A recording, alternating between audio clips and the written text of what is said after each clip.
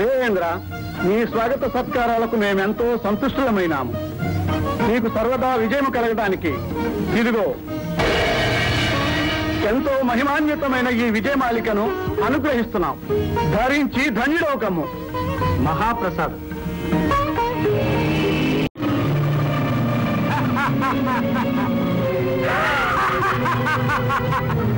ఏమి అతి సామాన్యమైన ఈ పూలహారమా త్రిలోకాధిపతి అయిన ఈ దేవేంద్రుడు ధరించున్నది? దేవేంద్ర, ఈ నిర్గంధ కుసుమహారం వల్లనేనా మాకు విజయం లభించినది? ఏమి ఈ బడుగు తాపసుని ప్రగల్భము? అమరేంద్ర, వైరి మస్తక విచ్ఛేదన సమర్థమైన వజ్రాయుధమే మా అండనుండ ఈ తుచ్చహారము మాకేలా?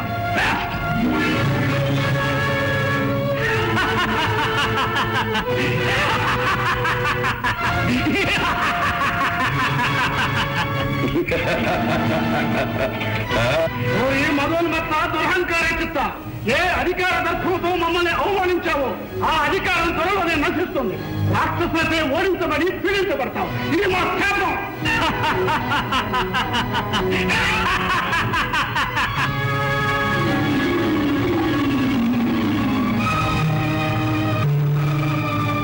మహర్షి మహర్షి మహర్షి మహర్షి మహర్షి, ఏమైంది? నాకేమైంది? నేను ఎందుకు ఇలా ప్రవర్తించాను? నాలో ఎందుకు ఇంత అహం ప్రవేశించాను? నారాయణ నారాయణ. మహేంద్ర, ఇదంతా మూషికుని మాయ. నిన్ను పదవీచ్యుతులు చేయడానికి తన శక్తిని ప్రయోగించి నీ చేత ఈ ఉన్నత ప్రేలాపన చేయించాడు. మూషికుడా?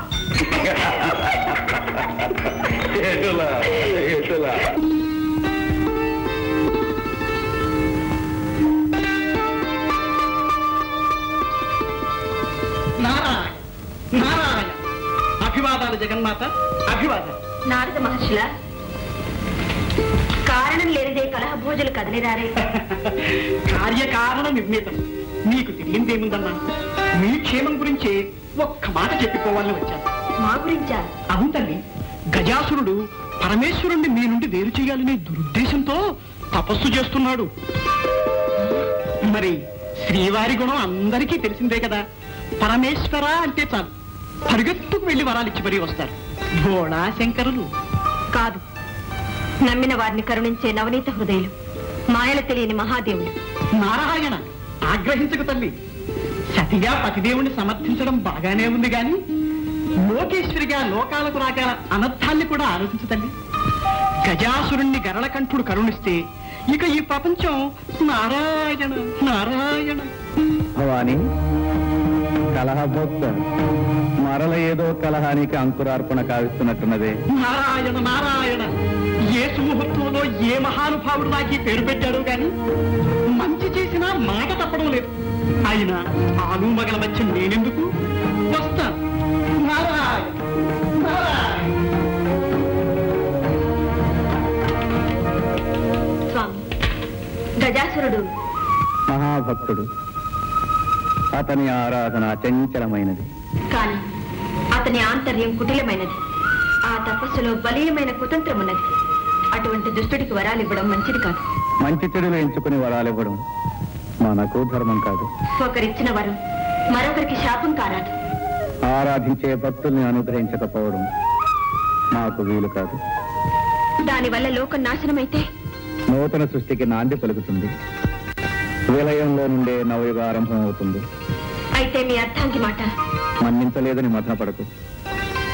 అకుంఠిత దీక్షతో మమ్మల్ని ఆరాధిస్తున్న ఆ మహాభక్తుని చూడు.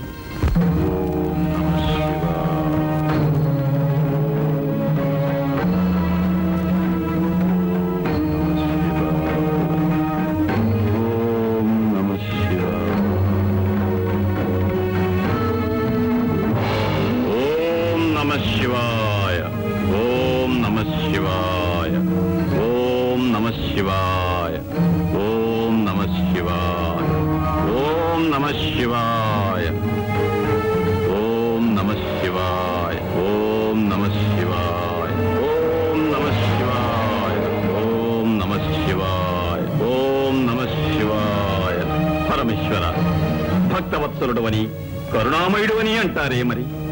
ఈ దాసునిపై నీకింకా దయరాలేదా? నీ మనస్సు కరుగలేదా? ఈ దాసునకు నీ దివ్యమంగళ స్వరూప సందర్శన భాగ్యం కలిగించవా? ప్రభు, నీ కరుణకు పాత్రం కాని ఈ జన్మ నాకెందుకు? ఓం నమః శివాయ. ఆగు గజాసుర, ఆగు.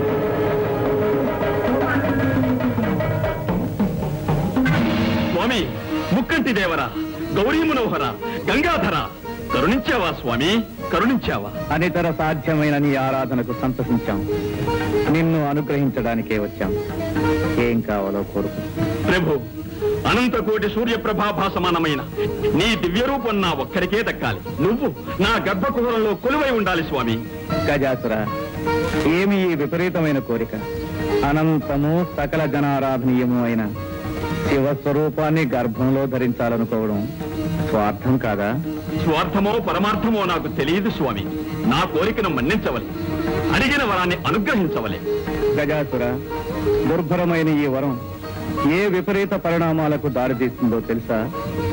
నీ చరణాలను నమ్ముకున్న నేను ఎటువంటి పరిణామాన్నైనా ఎదుర్కోగలను స్వామి. బుద్ధి కర్మానుసారిని. గజాసుర, నువ్వు అడిగిన వరాన్ని ప్రసాదిస్తున్నాను. ధన్యోస్మి స్వామి, ధన్యోస్మి.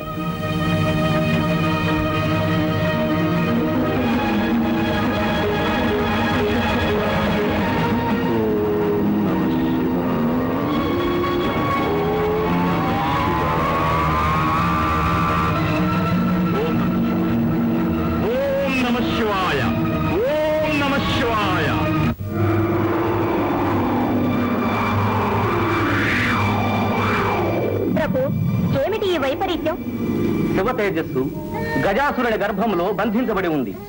మూషికాసురుడు విజృంభించి ముల్లోకాలను కల్లోలపరుస్తున్నాడు.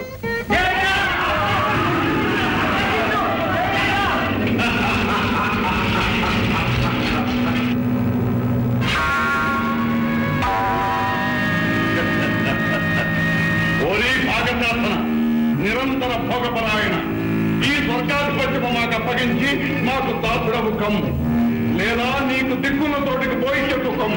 నీ కిరీటము దేవర వారికి ఇచ్చి మా కొమ్ములను తీసుకోము.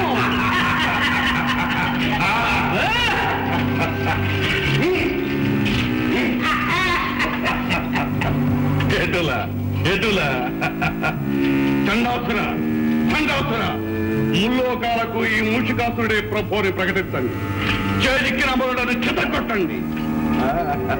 అప్సరసలను, అమూల్యమైన వస్తు సముదాయాన్ని మన నగరానికి తరలించండి. యజ్ఞయాగాదులను ధ్వంసం చేయండి. చూడండి.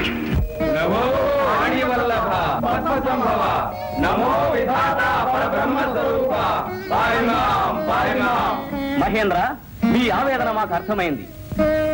లోకకంటకుడైన మూషికాసురుని అకృత్యాలు మితిమీరిపోయినవి. అవును ప్రభు, ఆ దుర్మార్గుణ్ణి అంతం చేసి మమ్మల్ని కాపాడుదేవా. మూషికుడు అపూర్వ వరప్రసాదితుడు.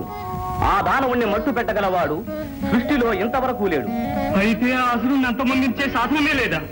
మా బాధలు తీరే మార్గమే లేదా? ఉంది. ఆ దుష్టుడి మదమనసాలంటే అయోనిజుడు, విరూపుడు, ద్విజన్ముడు, అగుంఠిత దీక్షాపరుడు, సర్వశక్తి సముపార్జితుడు, గుణశ్రేష్ఠుడు, సురజ్యేష్ఠుడు, నా సృష్టిలో జన్మించనేవాడు అయిన మహావీరుడు ఉద్భవించాలి. అటువంటి మహావీరుడు ఎలా అవతరిస్తాడు? ఆదిశక్తి స్వరూపిణి అయిన ఆ పరమేశ్వరికే సాధ్యం. వెళ్ళండి, ఆ శంకరినే శరణు వేడండి.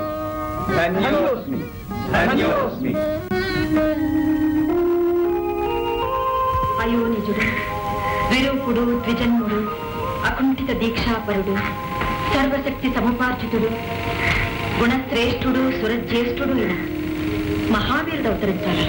అవును తండ్రి, అటువంటి వీరుణ్ణి ప్రసాదించి లోకాలను కాపాడు మాత. సర్వసులక్షణ శోభితుడైన పుత్రునికి తల్లిని కావడం కంటే మాకు మాత్రం కావలసిందేముంది? కానీ పరమేశ్వరుని సహకారం లేనిది ఈ పరమేశ్వరి ఏమీ చేయలేదనే సత్యం మీకు తెలుసు కదా. శంకరులేమో గజాసురుని గర్భకుహరంలో చిక్కుకున్నారు. వారు లేనిదే రానిదే మేమేమీ చేయలేము. ఆ దానవుడి బారి నుండి విరూపాక్షుని విముక్తుని చేయడం ఎలాగా? అడుగా అపాయాలన్నిటికీ ఉపాయాలు చెప్పగల ఉపేంద్రుడు ఆ శ్రీహరిని ధ్యానిస్తే సరి. ఓం నమో నారాయణ, ఓం నమో నారాయణ.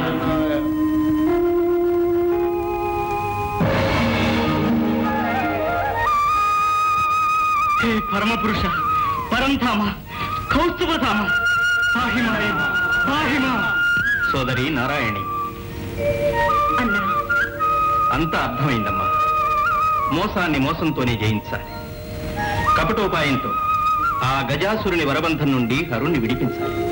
దానికి మార్గం మా సోదరులే చూపించాలి. కాత్యాయని, మేము దేవగణాలతో వెళ్లి పరమేశ్వరుని బంధముక్తికై ప్రయత్నిస్తాం. మా ప్రయత్నానికి నీ ప్రయత్నము కలిస్తే కాని కార్యం జయప్రదం కాదు. మమ్మల్ని ఏం చేయమంటారో ఆదేశించండి. అభ్యంగన స్నానం ఆచరించి శివాగమన ధ్యాన నిమగ్నమై శివదీక్ష ప్రారంభించు. దీక్ష వికల్పం కాకూడదు. పరమేశ్వరుడు వచ్చే వరకు హరనామస్మరణ ఆగిపోకూడదు. అలాగే సోదరా.